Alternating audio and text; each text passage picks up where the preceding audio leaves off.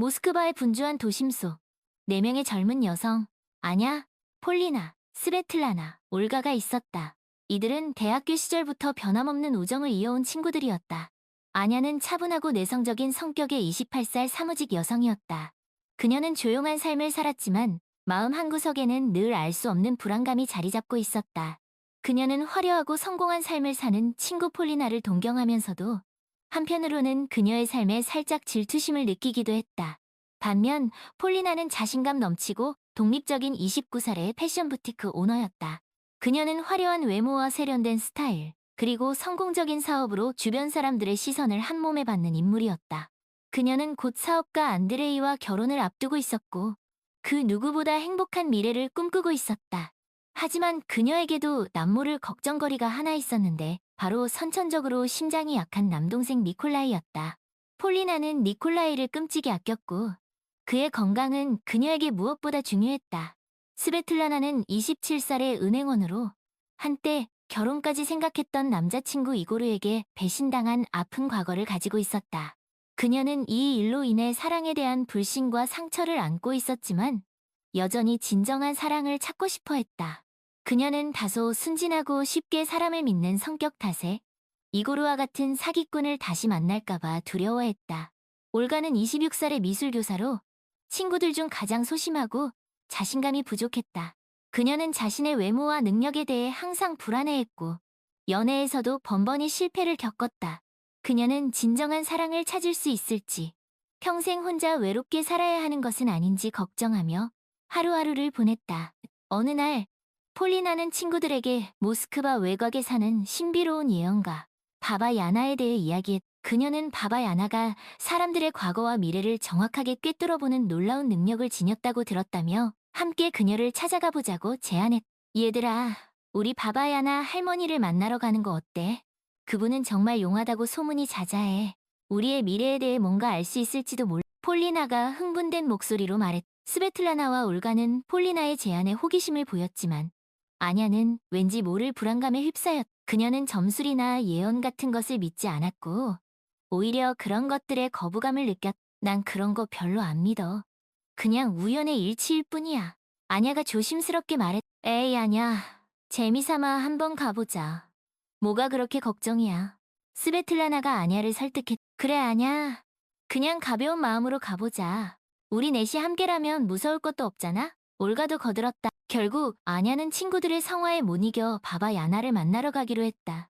그녀는 여전히 불안했지만 친구들과 함께라면 괜찮을 거라고 스스로를 위로했다. 다음 날, 내 친구는 이른 아침부터 서둘러 모스크바 외곽에 있는 바바 야나의 오두막을 찾아 나섰다. 오두막은 울창한 숲속 깊은 곳에 자리 잡고 있었고 주변에는 기묘한 분위기가 감돌았다. 와, 정말 이런 곳에 사람이 살고 있단 말이야?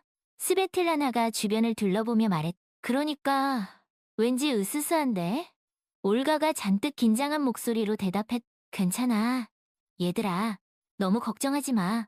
폴리나가 친구들을 안심시키며 앞장섰다. 아냐는 여전히 마음이 무거웠지만 애써 태연한 척하며 친구들의 뒤를 따랐다. 마침내 그들은 낡은 나무문 앞에 도착했다.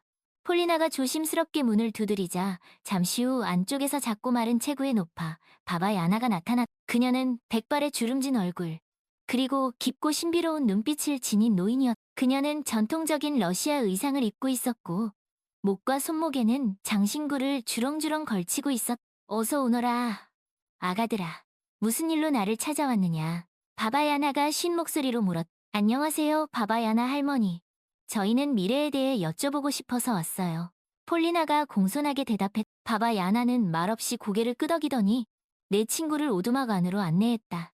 오두막 내부는 어두컴컴했고 퀴퀴한 냄새가 코를 찔러. 벽에는 온갖 기이한 물건들이 걸려 있었고 방 한가운데에는 작은 탁자가 놓여 있었다. 자, 그럼 누구부터 볼까? 바바야나가 탁자 앞에 앉으며 물었다. 저부터 해주세요. 폴리나가 가장 먼저 손을 들었다. 바바야나는 폴리나를 빤히 쳐다보더니 탁자 위에 있던 카드 한 벌을 꺼내 섞기 시작했다. 그녀의 손놀림은 매우 빠르고 현란해. 너는 강하고 독립적인 영혼을 지녔구나.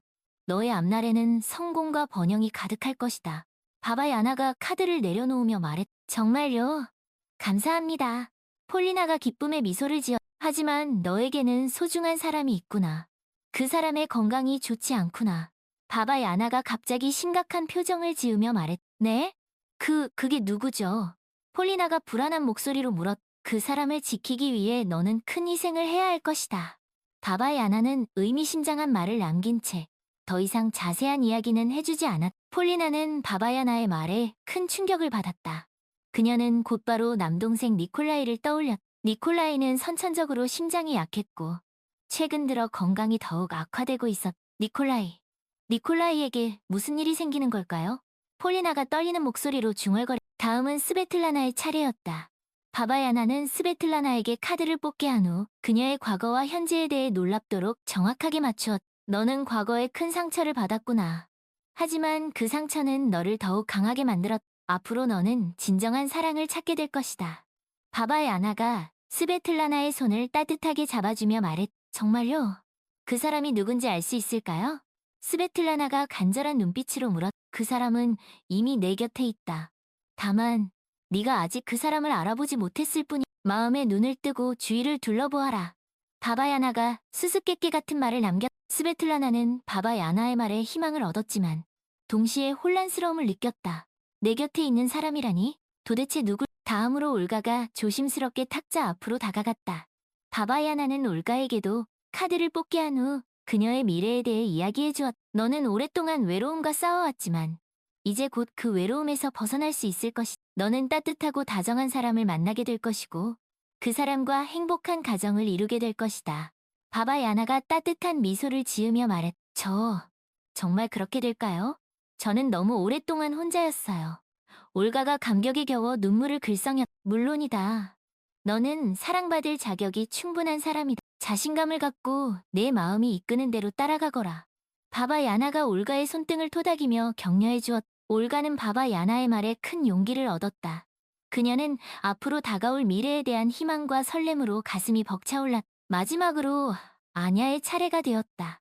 하지만 바바 야나는 아냐를 빤히 쳐다보기만 할 뿐 카드를 섞지도 어떤 말도 하지 않았.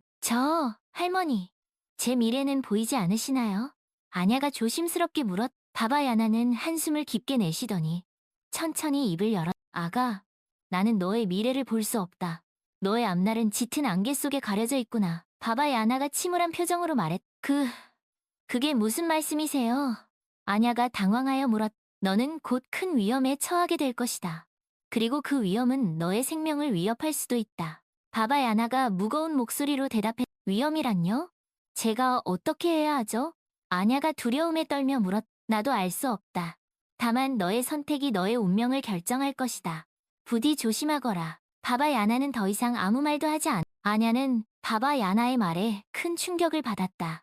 그녀는 자신의 미래에 대한 불안감과 두려움으로 온몸이 굳어지는 것 같았. 아냐, 괜찮아. 폴리나가 걱정스러운 표정으로 아냐의 어깨를 감싸 안았. 아냐는 차마 말을 잇지 못했. 너무 걱정하지 마, 아냐. 그냥 점일 뿐이잖아. 너무 마음에 담아두지 마. 스베틀라나가 아냐를 위로했. 그래, 아냐. 우리 넷이 함께라면 어떤 어려움도 이겨낼 수 있을 거야. 올가도 거들었다. 친구들의 위로에도 불구하고 아냐의 마음은 여전히 무겁기만 했다. 그녀는 바바야나의 말이 계속해서 머릿속을 맴돌았. 그날 이후 아냐는 왠지 모를 불안감에 휩싸여 일상생활에 집중하기 어려웠다. 그녀는 사소한 일에도 깜짝깜짝 놀랐고 밤에는 악몽에 시달리기도 했. 아냐, 요즘 무슨 일 있어? 안색이 안 좋아 보여. 폴리나가 걱정스러운 듯 물었다. 아니야. 별일 없어. 그냥 요즘 좀 피곤해서 그런가 봐. 아냐는 애써 밝은 척하며 대답했다. 그래도 너무 무리하지 마. 무슨 일 있으면 언제든지 우리한테 털어놓고. 스베틀라나가 다정하게 말했다. 고마워, 얘들아. 너희들 덕분에 힘이 나. 아냐는 친구들의 따뜻한 마음에 감동했다. 한편 폴리나는 남동생 니콜라이의 건강 문제로 하루하루를 마음 졸이며 지냈다. 니콜라이의 상태는 점점 악화되었고 의사는 그에게 심장 이식 수술이 시급하다고 말했다. 니콜라이, 조금만 더 힘내자. 누나가 꼭 너 살릴게. 폴리나는 병상에 누워있는 니콜라이의 손을 꼭 잡으며 말했다. 누나, 나 무서워. 니콜라이가 힘없는 목소리로 대답했다. 걱정하지 마. 누나가 있잖아.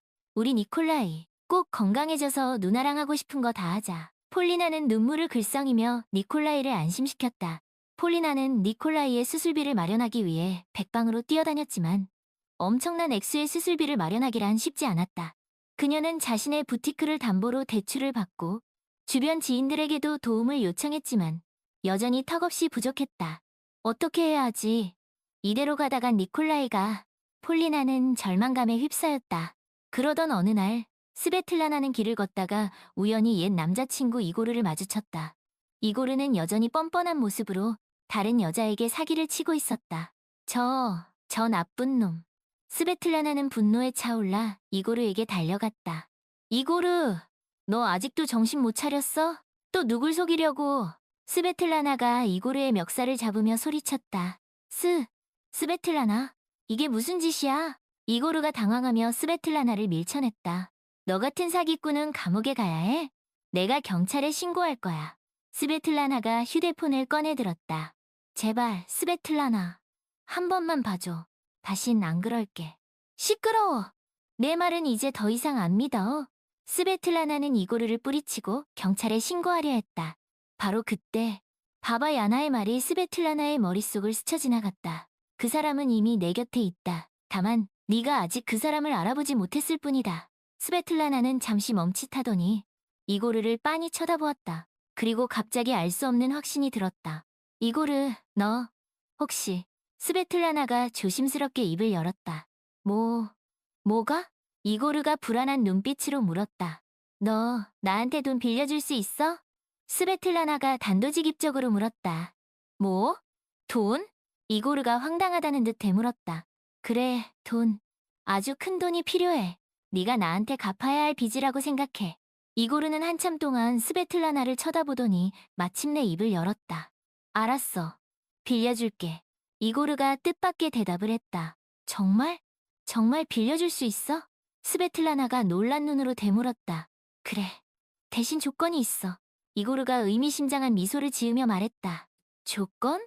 무슨 조건? 스베틀라나가 경계하는 눈빛으로 물었. 그 돈으로 뭘 할 건지 나한테 말해. 그리고 다시는 나를 경찰에 신고하지 않겠다고 약속해. 이고르가 말했. 스베틀라나는 잠시 고민하더니 폴리나와 니콜라이에 대한 이야기를 털어놓았다. 그리고 다시는 이고르를 신고하지 않겠다고 약속했. 알았어. 그 돈 내일까지 준비해줄게. 이고르가 말했. 다음 날 이고르는 약속대로 스베틀라나에게 큰 돈을 건넸다.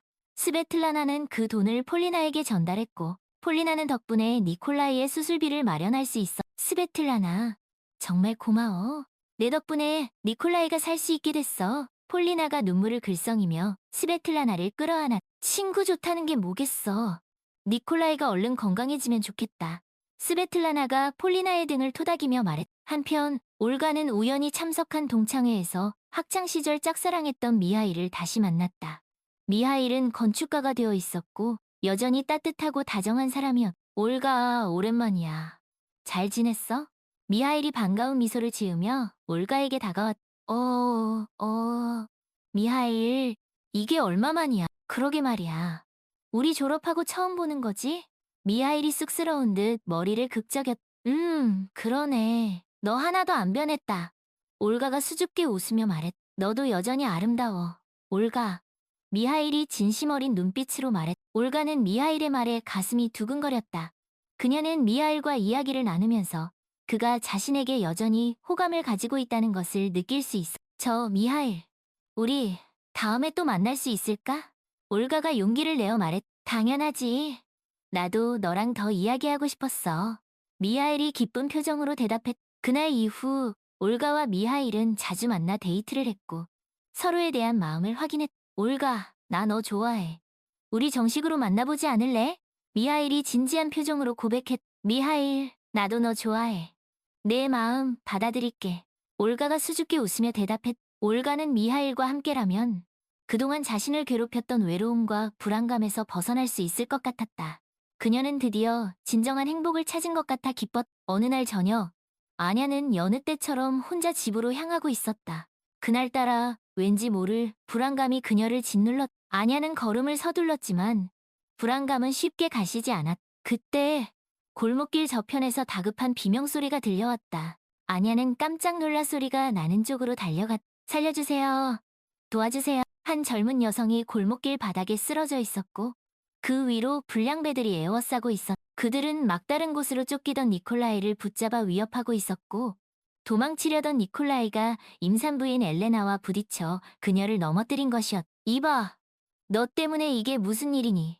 불량배 중 한 명이 니콜라이에게 주먹을 휘둘렀. 죄송합니다. 정말 죄송합니다. 니콜라이는 겁에 질려 벌벌 떨었. 시끄러워. 넌 오늘 여기서 죽을 줄 알아. 다른 불량배가 니콜라이에게 달려들었다. 안 돼. 저리 가. 엘레나가 필사적으로 그들을 막아서. 뭐야. 이 여자는? 비켜. 불량배는 엘레나를 거칠게 밀쳤고 엘레나는 고통스러운 비명을 지르며 배를 움켜쥐었. 그 순간 아냐는 아무런 생각도 할 수 없었다. 그녀는 본능적으로 엘레나를 향해 달려갔고 불량배들을 향해 고함을 질렀. 저리 비켜. 이 나쁜 놈들아. 아냐는 손에 들고 있던 가방을 휘두르며 불량배들에게 덤벼들었. 갑작스러운 아냐의 등장에 당황한 불량배들은 잠시 멈칫했지만 이내 다시 엘레나와 니콜라이에게 다가가려 했. 저리 가라고 했. 아냐는 있는 힘껏 가방을 휘둘렀고 불량배들의 머리와 어깨를 강타했다. 불량배들은 아냐의 공격에 비틀거리며 물러섰. 이게 무슨 짓이. 너희들 경찰에 신고할 거야. 아냐는 쉴 새 없이 가방을 휘두르며 불량배들을 위협했다. 그녀의 눈빛은 두려움 대신 분노와 결의로 가득 차 있었. 이런, 제길, 도망가. 불량배들은 아냐의 기세에 눌려 결국 도망치기 시작했다. 아냐는 그들이 완전히 사라질 때까지 쫓아가며 소리쳤. 다시는 나타나지 마. 이 나쁜 놈. 불량배들이 사라진 후 아냐는 그제야 엘레나와 니콜라이에게 다가갔. 괜찮으세요? 아냐가 떨리는 목소리로 물었. 네. 덕분에 살았어요. 정말 감사합니다. 엘레나가 눈물을 글썽이며 대답했. 저는 니콜라이는 겁에 질린 표정으로 말을 잇지 못했. 괜찮아요. 이제 다 끝났어요. 아냐는 니콜라이를 안심시키며 그의 어깨를 토닥였. 바로 그때 요란한 사이렌 소리와 함께 구급차가 도착했다. 구급대원들이 엘레나를 들것에 싣고 구급차로 옮겼고 니콜라이도 함께 구급차에 올랐. 정말 감사합니다. 덕분에 제 아이가 무사할 수 있었어요. 엘레나가 구급차에 실려가면서 아냐에게 말했. 아니에요. 당연히 해야 할 일을 한 것뿐이에요.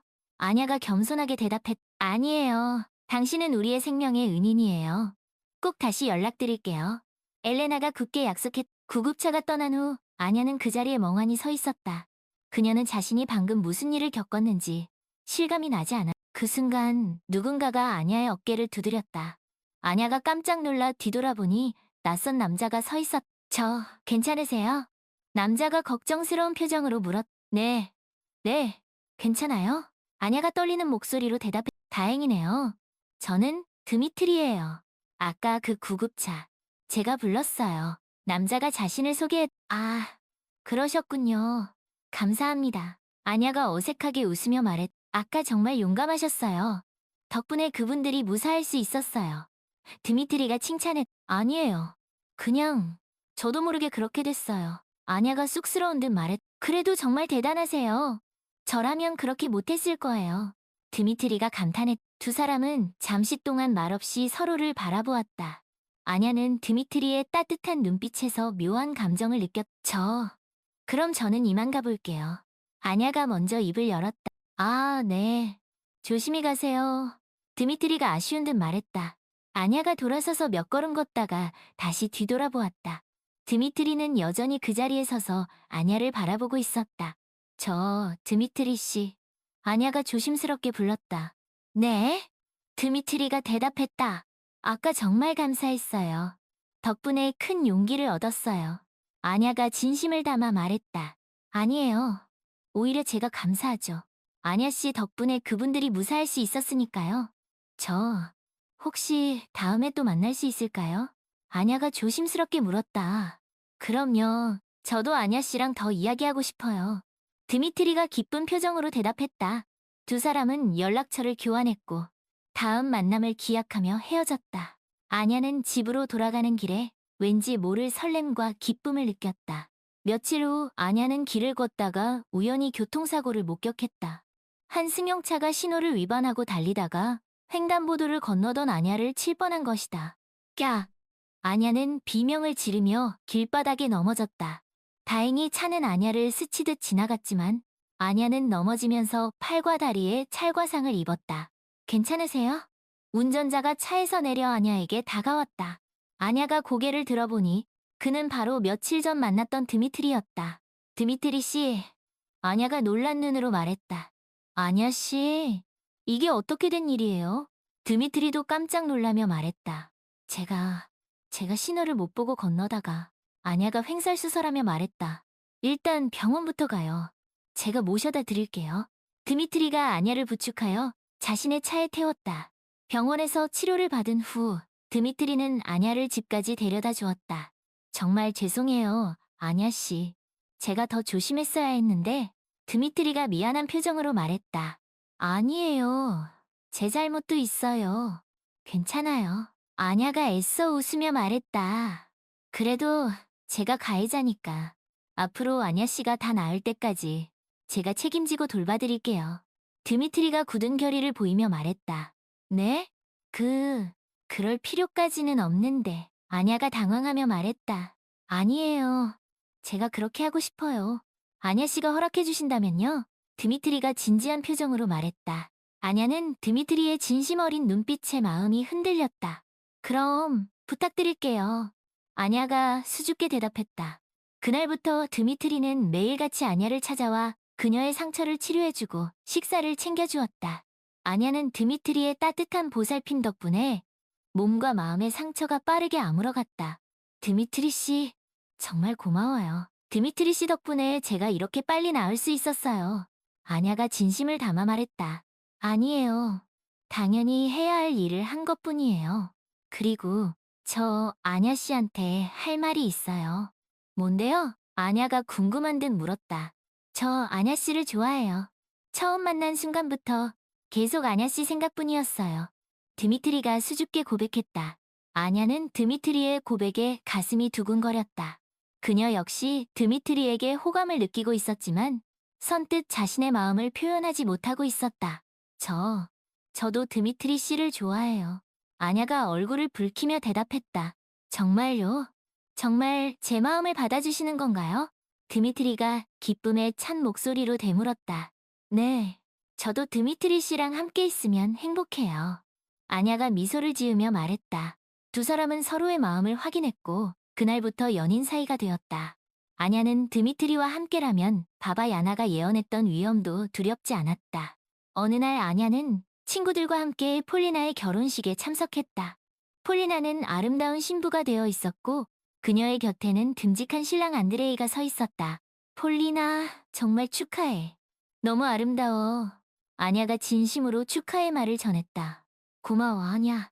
너도 곧 좋은 사람 만날 거야. 폴리나가 행복한 미소를 지으며 말했다. 그러게 아냐도 이제 슬슬 결혼해야지. 스베틀라나가 장난스럽게 말했다.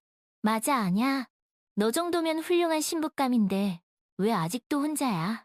올가가 궁금한 듯 물었다.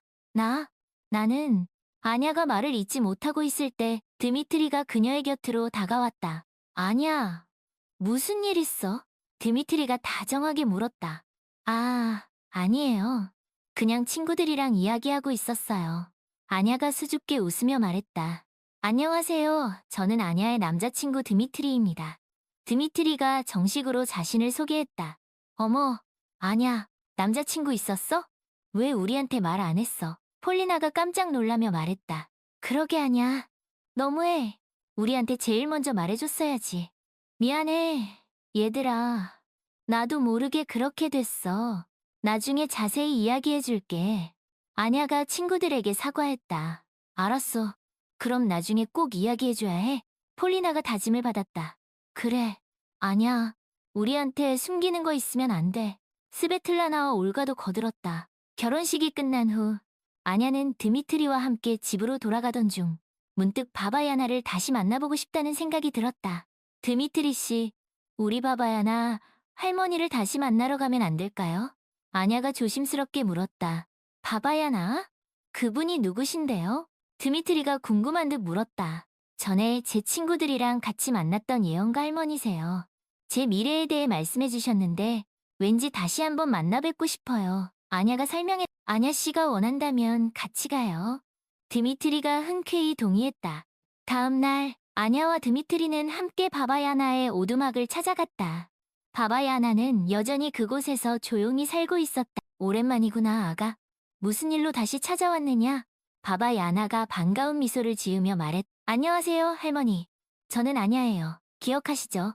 아냐가 공손하게 인사했. 물론 기억하고 말고. 내 곁에 있는 젊은이는 누구냐? 바바야나가 드미트리를 쳐다보며 물었. 제 남자친구 드미트리예요. 인사드려, 드미트리 씨. 아냐가 드미트리를 소개했. 안녕하세요, 바바야나 할머니. 아냐에게 이야기 많이 들었습니다. 드미트리가 정중하게 인사했. 그래, 그래. 보기 좋구나. 아가, 네가 다시 찾아온 이유를 알고 있다. 바바야나가 의미심장한 미소를 지으며 말했. 제 미래에 대해 말씀해 주셨던 거 기억나세요? 아냐가 조심스럽게 물었. 물론 기억하고 말고. 내 앞날에 짙은 안개가 드리워져 있다고 했었지. 바바야나가 대답했. 그때는 정말 무서웠어요. 그런데 이제는 더 이상 두렵지 않아요. 아냐가 힘주어 말했. 그래, 네 말이 맞다. 너는 네 스스로 운명을 바꾸었구나. 바바야나가 흐뭇한 미소를 지으며 말했. 네, 제가요. 어떻게 말인가요? 아냐가 궁금한 듯 물었. 너는 다른 사람의 생명을 구했고 그 과정에서 내 자신의 목숨도 걸었지. 그것이 바로 짙은 안개를 걷어낸 힘이 그런 거였군요. 아냐는 그제야 바바야나의 말을 이해할 수 있었. 아가, 너는 이제 더 이상 두려워할 필요가 없다. 너의 앞날에는 밝은 빛이 가득할 것이다. 바바야나가 따뜻한 목소리로 말했. 감사합니다, 할머니. 할머니 말씀 덕분에 큰 힘을 얻었어요. 아냐가 진심을 담아 말했다. 그리고 내 곁에 있는 젊은이도 너와 함께할 운명이니 서로 아끼고 사랑하며 행복하게 살아가거라. 바바야나가 덧붙였. 네, 할머니. 꼭 그렇게 할게요. 아냐와 드미트리가 동시에 대답해. 두 사람은 바바야나에게 감사의 인사를 전하고 오두막을 나섰. 아냐 씨, 이제 정말 괜찮은 거죠? 드미트리가 걱정스러운 듯 물었. 네, 이제 정말 괜찮아요. 드미트리 씨 덕분이에요. 아냐가 환한 미소를 지으며 말했. 아니에요. 아냐 씨가 용감했기 때문에 가능한 일이었어요. 드미트리가 아냐의 손을 꼭 잡으며 말했. 두 사람은 서로의 손을 꼭 잡은 채 밝은 미래를 향해 함께 걸어갔. 시간이 흘러 폴리나와 안드레이는 건강하고 예쁜 아이를 낳았고 니콜라이는 성공적으로 심장이식 수술을 받고 건강을 되찾았. 폴리나는 부모님, 남편, 아이, 그리고 동생과 함께 행복한 가정을 이루었. 스베틀라나는 이고르에게 빌려준 돈을 돌려받지 못했지만 그를 용서하기로 했다. 그녀는 미하일과 결혼하여 그토록 바라던 진정한 사랑과 행복